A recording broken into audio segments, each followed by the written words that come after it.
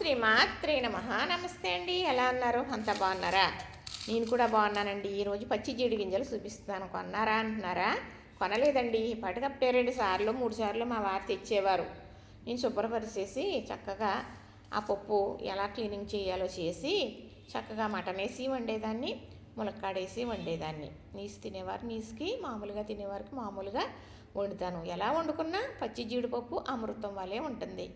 ఎంత కష్టమైనా పచ్చి జీడి గింజలు కొనుక్కొని పచ్చి జీడిపప్పు రెడీ చేసుకుని వండుకుంటారండి. అంత బాగుంటుంది. మరి అయితే ఈ చెయ్యాలి అంటే కొన్ని చిట్కాలు ఉన్నాయి. అవి మీకు చెప్తానండి. మరి అంటే ఇప్పుడు ఈ జీడి గింజలు తెచ్చుకున్న తర్వాత మనం 2-3 రోజులకు కానీ వండలేదు, ఇంకా మనం ఈ కొయ్యలేదు చేయలేదు అనుకోండి, అంటే చాలామంది ఏం చేస్తారంటే కొనుక్కున్న దగ్గర కటింగ్ చేసి ఇచ్చేస్తారండి. 2 చెక్కలుగా కోసేసి ఇచ్చేస్తే పప్పు తీసుకుని మనం మళ్ళీ అది శుభ్రం చేసుకుని వండుకోవాలి కూర. మనమే కోసుకోవాలంటే మాట ఎలాగా? సరే నిన్న తెచ్చారనుకోండి, ఇలానే ఉంచేయాలి. ఇలా ఉంచితే ఇలా నల్లగా అయిపోయి ఏంటి ఇదేంటి అనుకోకర్లేదు. ఎక్క ఆరి కొలిది పప్పు బలపడుతుంది. దీనికున్న సపోర్ట్ కాయ, ఇది ముదర గింజ అయ్యి కొలిది కాయ ఎదిగి పండు అవుతుంది. జీడి మామిడి పండు మంచి స్మెల్ వస్తుంది, మంచి రుచి, అది కూడా తింటాం. అయితే ఇలాగ ఉండగానే కోసేస్తారు. పప్పు పట్టేసింది ఇది, ఇంకా ఇది కొంచెం ఎదిగిపోయి పండు అయిపోతుంది, ముదరకాయ అయిపోయింది అన్నమాట. అయితే ఇలా తెచ్చుకున్న తర్వాత ఏం చేయాలి అంటే ఇది తీయకూడదు. మనం ఎప్పుడైతే ఇది కోసి పప్పు తీయాలనుకుంటున్నామో అప్పుడు మాత్రమే ఇది ఇలా తీయాలన్నమాట. ఇది ఇంకా ఇలా తీసేస్తే ఇంక పప్పు ఎదగదు, లోపల ఇంకా పప్పు బలపడదు. అదే బాగా లేతగా ఇది అనుకోండి, మనం తీసేసామనుకో, దీన్ని ఇదిగో ఇది ఉంది కదా, ఇది ఎండిపోతుంది కానీ ఇందులో పప్పు బాగుంది, అందుకే పిక్క బాగుంది. ఇప్పుడు ఇది ఇలా తీసేసామనుకోండి, పిక్క ఇది ఇందులో ఇది పప్పు లేతది కదా, మనం 2-3 రోజులు ఈ పిక్క కొయ్యకపోతే పప్పు పాడైపోద్ది. ఇందులో పప్పు అనేది పోతుందన్నమాట. మనం ఇలాగే ఉంచేస్తే ఇలా ఎండిపోయి ఇదిగో ముద్ర పిక్క అయిపోయింది. దీనివల్ల దీనికి ఇంకా మనం పోసినా కూడా లోపల పప్పుకి ఎదుగుదల ఉంటుందన్నమాట. ఎప్పుడైతే మనం ఇది తీసేసి చెక్కలు కోస్తామో అప్పుడు వరకు, ఇదే ముందే తీసేసి ఉంచి మనం పప్పు కోస్తే లోపల పప్పు చాలా పిక్కలు పాడైపోతాయి అన్నమాట. కాబట్టి అదొక చిట్కా.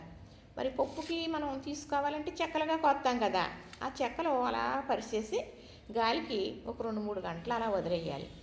వదిలేస్తేనే ఈ కోసాం కదా, ఇది 2 బద్దలుగా ఇందులో పప్పు చాలా ఈజీగా వచ్చేస్తుంది. అదొక చిట్కా. అయితే మనమే పిక్కలు కోసేటప్పుడు చక్కగా చేతులు కొబ్బరి నూనె రాసుకుని నేనైతే చాలా ఈజీగా కోస్తాను. అది కూడా మీకు నేను చూపిస్తాను, వీడియో పెడతాను. తర్వాత ఇందులో ఇది కోసేసాం కదా, పప్పు ఆరిన తర్వాత ఇందులో ఈజీగా వచ్చేస్తుంది కదా, ఆ పప్పు ఒక గిన్నెలో వేసి మూత పెట్టి ఫ్రిడ్జ్లో పెట్టండి. పెడితే దానిపైన ఉండే పొపరు అందులో కొంచెం ఎగిరిపోయినట్టు అయ్యి పప్పు సెమ్మలా ఆక్కుని చక్కగా పొపరు అనేది గుల్ల ఇరిగిపోయి గమ్మున వచ్చేస్తుంది. ఈజీగా తీసేయచ్చు పొట్టు. అప్పుడు వేడి నీళ్ళలో కడిగి కూరలో వేసుకుంటాం. తర్వాత మనకు ఫ్రిడ్జ్లో పెట్టే టైం లేదంటే కూర వండేద్దాం అనుకుంటున్నాం అనుకోండి, ఇలా గింజ కోసిన తర్వాత పప్పు తీసాం కదా, అందులోని కొంచెం నీళ్ళేసి ఒక పొంగు పొంగనివ్వండి. పప్పు ఉడికిపోయేటట్టు కాదు, అప్పుడు రుచి అంతా పోతుంది కదా. ఒక పొంగు పొంగితే పై పొపరు మనకి శనగ గింజ ఉడకెత్తి పొపరు ఎలా వచ్చేస్తుంది అంత ఈజీగా వచ్చేస్తుంది. తర్వాత కూర వండుకునే విధానం ఎలాగైనా చెప్పనా?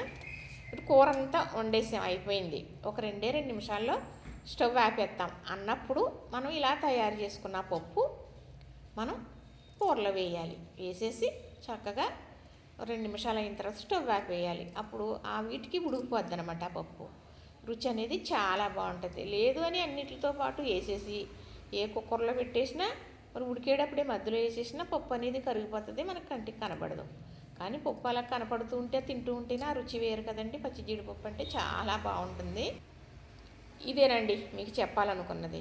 చక్కగా ఫ్రిడ్జ్లో పెట్టిన పప్పు గుల్ల ఇరుగుతుంది కదా, ఆ పప్పు పొట్టు తీసేసి వేడి నీటిలో కడిగేసి ఒక 2 నిమిషాలకి కూర కట్టేస్తాం. ఉడికిపోయింది, స్టవ్ ఆపుతామనగా వేసేసారు అనుకోండి పైన ఇలా పప్పు, ఆ బద్దలు అలా ఉంటే కూరకు రుచి వస్తుంది, మనకు తినడానికి హ్యాపీగా. ఇంత కష్టపడ్డందుకు జీడి బద్ద తినగలుగుతాం.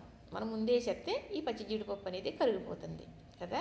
ఒక పొంగు పొంగించండి అన్నాను కదా, పప్పు ఉడకకుండా అది కూడా పప్పర్లా బాగా వచ్చేస్తుంది కదా, అప్పుడు 1 నిమిషానికి కూర కడతామనగానే వేయాలి అలాంటి పప్పు.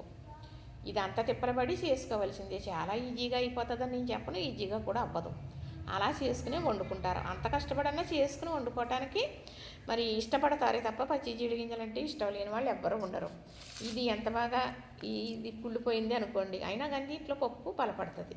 ఇదేం పర్వాలేదు. నేను చెప్పినట్టుగా మనం చక్కగా మనం పప్పు కోసేటప్పుడు మాత్రమే, ఇక కోసేటప్పుడు మాత్రం పప్పు తీయడానికి ఇది తీయాలి, ఈ సపోర్టు అంతవరకు ఈ కాయ అలా ఉండాలి. ఉంటే దానివల్ల లోపల పప్పు అనేది బలపడుతుంది. ఇదేనండి నాకు తెలిసిన విషయం. నచ్చిందా మరి? లైక్ చేయండి, షేర్ చేయండి, సబ్స్క్రైబ్ కూడా చేయండి.